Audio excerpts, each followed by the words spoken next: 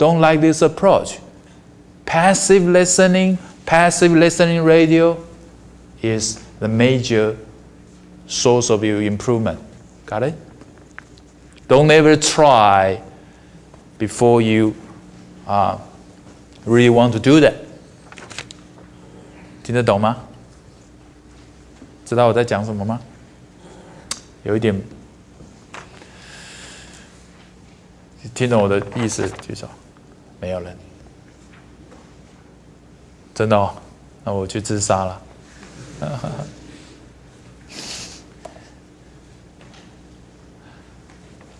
这个只是一个人的意见，不要把它当成圣经。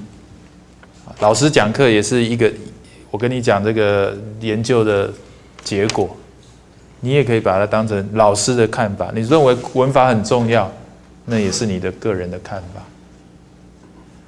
OK， 我只是在分析说他在讲的重点。他说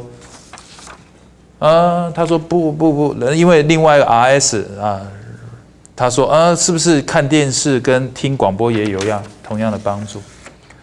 Linda 有点保留，她说因为那个是 passive， 被动的听，而不是主动的讲。OK， 好，这个是事实，他就这样讲啦。我刚刚是讲 comment， 我的自己的意见。研究发现，太早讲不一定有好处。啊，如果你去看小孩，其实越晚讲的，后来讲的越好。父母有时候担心，怎么1岁半还不讲，还去带看医生，其实是不是嘴巴口腔有问题啊？那很多去国外，奇怪，其他小孩开始讲了，他怎么小孩还不讲？结果后来发现越晚讲的越溜。We call silent period， 啊，沉默期。啊，如果你的讲是被逼出来的，你会有 accent， 你会产生一个错误的 sound pattern。很多早期，像我们这种年纪的。 以前学英文都容易有这种口音校正不过来，那个都是高中时代或是国中。It's very difficult to override the wrong sound image。所以我的意见跟 Linda 不太一样啦。我的意见稍微修正一下。If you love singing, go ahead to sing. If you don't want this way to active produce a sound.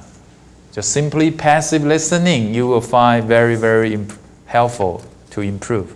Got it? That's my opinion. Okay? Let's try. Linda said, well, sure.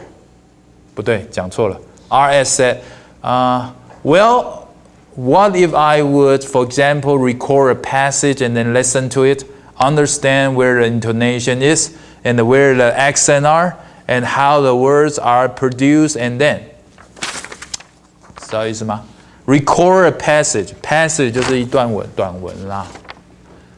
主持人又给我又说，那我们自己来录一段，然后自己看这个 intonation 变化对不对？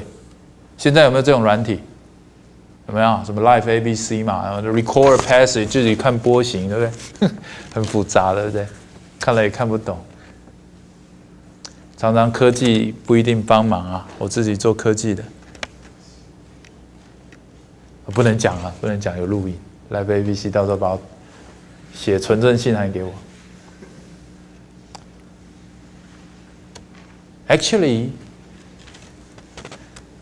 even though you record, you do comparison. Sometimes you don't have the base, the role model. It's difficult to find your own problem. You need a role model. You need a baseline to compare. Okay? So Linda then suggests, absolutely, no. It's sure, well, sure. Try to reproduce it yourself, sounding, mimicking, repeating. Okay, what is mimicking? Mimicking. You guess. Mimicking. You record. You mimic. Mimic means you try to speak the way other people speak. Try to copy their voice.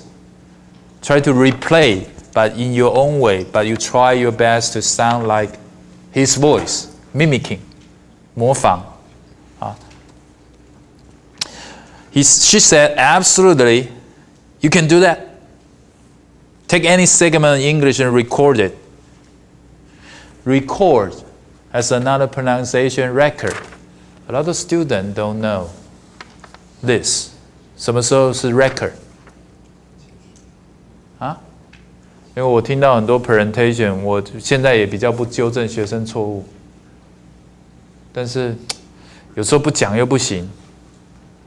record 跟 record 怎么不一样？我觉得现在有一点，我这个老师好像是热天派的，我都相信学生可以大量的听，然后自动就会 notice。但事实上，事实不是这样。我现在也面对现实啊。那传统的一派就是老师很严。学生一犯错，马上纠正，相信唯有这样才能改变学生。我刚好近年来的 approach 完全相反。我相信学生去读，去 pick up， 自己有能力去 notice。但是，我刚刚问的这一句，如果你大量的听，你会发现他讲 record 不是 record。如果你听有的时候在不同的堂姐，他会讲 record。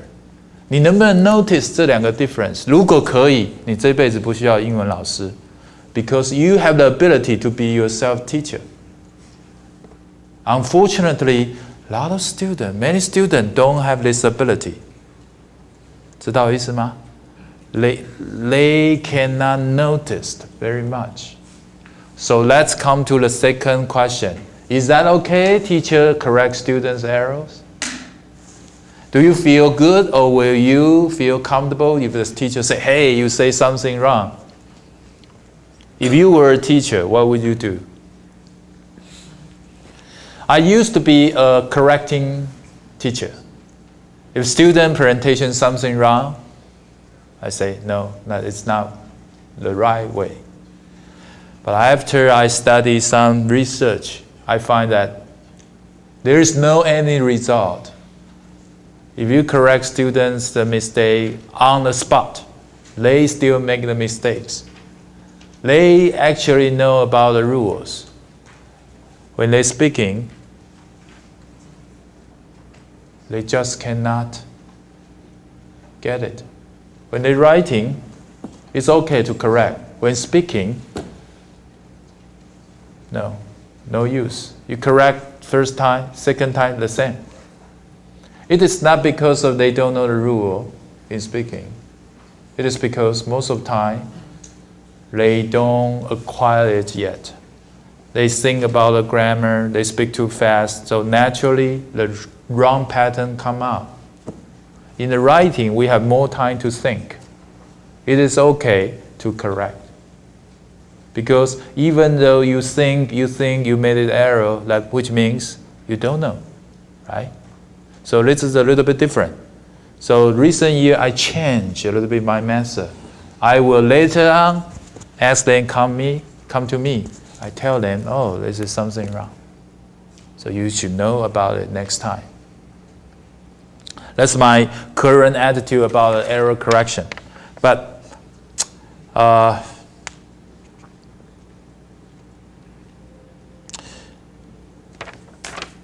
打中了。好，你们回去自己看哈。但是 Linda 跟我的意见不太一样，我们对这件事有很多不一样。她说 Go ahead to correct it。她刚刚你如果看这个本文，你刚刚有注意听哈，她怎么说？如果学生这个学过了 ，Go ahead to correct it。学过了就已经知道啦，我 correct it 有什么用？知道在讲什么吗？好，所以，我今天要讲这个东西对我的一些影响哈，你知道吗？这一堂课其实最重要的是，我们还是讲那3个 key to language success， 还记不记得第一个是什么我下次再放给你们听，你们都不。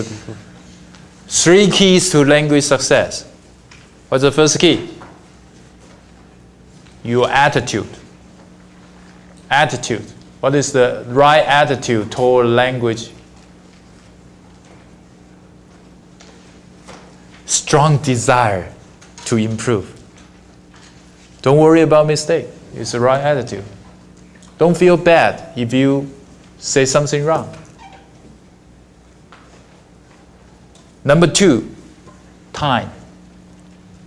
OK， 想想看你有没有 right attitude. Number 2， 有没有花时间？有，我相信开始看书的人已经花时间了，开始享受收割。Number 3, most important， 如果你有前2个，你 Number 3没有做到，你的进步还是有点慢。The ability to notice， 就是我刚刚讲的。The ability to notice the language is why he said it a little bit different. Why they use this word? I thought they should use that word, but you notice the difference. 我刚刚有问很多同学说，他为什么在这样写？如果你有能力，或是听着他为什么发 record 或 record, you start to notice the difference, and then you can be a self-learner. You don't need a teacher. What you need is the input. You know where to get the input and keep learning, improving. Because you are the best teacher for yourself. Teacher can only teach you things, but not necessarily the things you need. Maybe teacher teach the things that you already know. You already know 100% of the lecture. Why do you waste your time sitting there listening to something you already know? Right? No reason, right? But if you notice the thing, you work on something you don't know, right? It's more effective.